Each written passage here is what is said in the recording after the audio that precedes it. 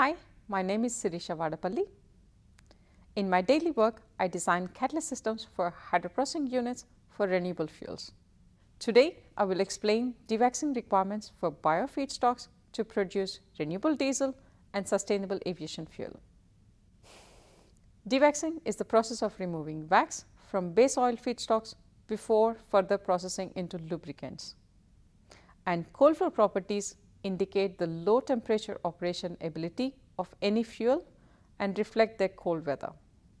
So, I will explain the cold flow properties terminology, what decides the cold flow properties, why is dewaxing necessary for renewable fuels, and finally dewaxing to meet renewable diesel and sustainable aviation fuel product specifications.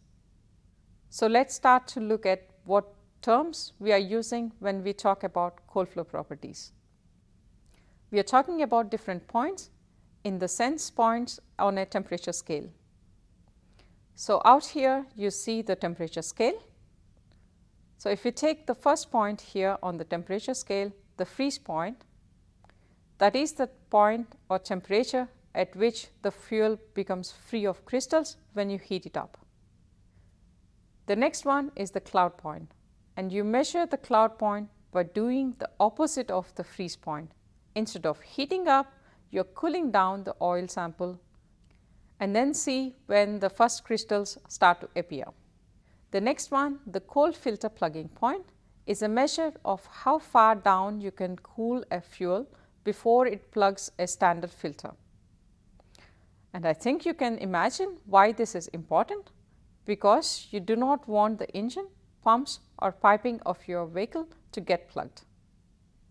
Important thing to notice here is that the freeze point and cloud point cannot be improved by additives, also called as cold flow improvers, whereas cold filter plugging point can be improved to some extent. Then there is the pour point, which is a measure of the lowest temperature at which the oil sample will flow at a standard set of conditions.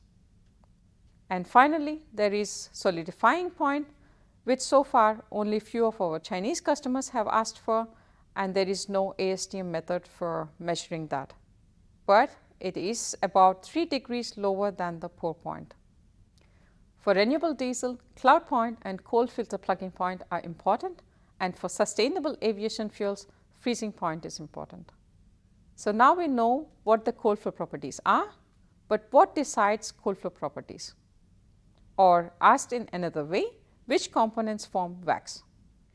And that is typically the normal paraffins, also called as normal alkanes, and this is illustrated here with freeze point, but it is the same trend with all the cold flow properties. You have the number of carbon in molecule here on the x axis, where the diesel range is marked here as being from 12 to 20 carbon atoms in a molecule, and the freezing point on the y axis. And what we can see is that for increasing number of carbon atoms in a molecule, the longer the chain length, the higher the freeze point.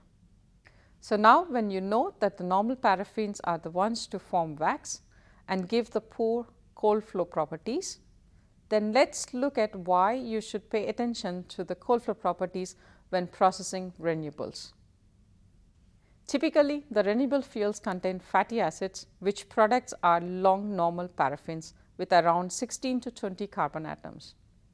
And the effect of blending normal paraffins in diesel product are illustrated here.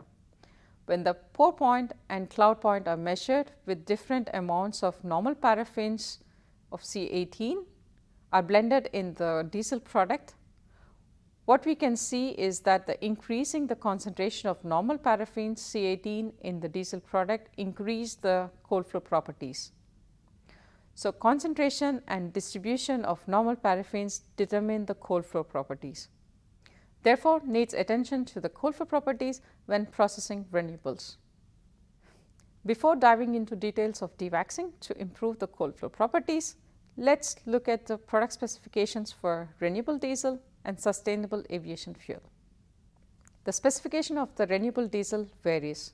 In Europe, there is a dedicated specification for renewable diesel called HVO 100. HVO is abbreviation for hydrotreated vegetable oil, but it covers all renewable diesel products despite the origin of the feedstock. The feedstock can therefore also be animal fat or crude tall oil. In US, there is no dedicated specification for renewable diesel. It is, of course, still have to meet the requirement of diesel fuel. For all renewable diesel, the limitation is the cold flow properties, and this is measured by the cloud point and cold filter plugging point. For colder countries, the cloud point has to be much more strict. That means that the temperature where the crystals are formed have to be very low to avoid the fuel becoming solid in the engine. Warmer countries can allow the crystal formation to occur at much higher temperatures. This specification will therefore vary from country to country, from state to state, and also between summer and winter.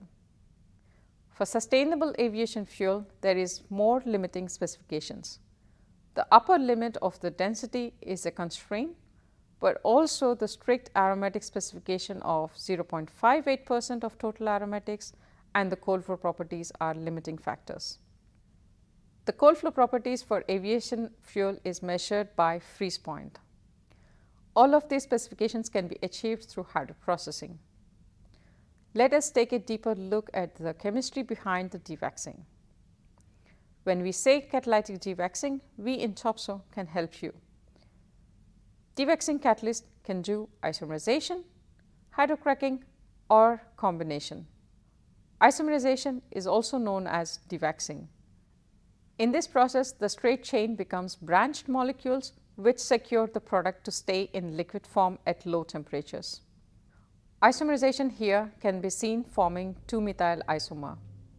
So going from normal alkanes to 2-methyl isomer is changing the cold flow properties significantly, and isomerizing to 3-methyl isomers, decreasing the freezing point even further.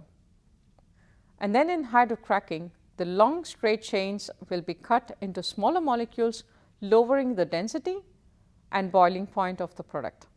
This is needed especially when making sustainable aviation fuel, and hydrogen is needed for this route to break the carbon-carbon bond. Requirement of either isomerization, hydrocracking, or both depends on the biofeedstock and the desired product. And whether you have isomerization or hydrocracking or combination is dependent on the type of catalyst and operating conditions. Topsoe has different types of catalysts for only isomerization or only cracking normal paraffins, or can do both isomerization and cracking. This means that the unit can be designed to target either renewable diesel or sustainable aviation fuel, or both at the same time. Further, it means that different feedstocks can be processed in the same unit. This was a short introduction to the dewaxing requirements for biofeedstock to produce renewable diesel and sustainable aviation fuel. Thank you for listening.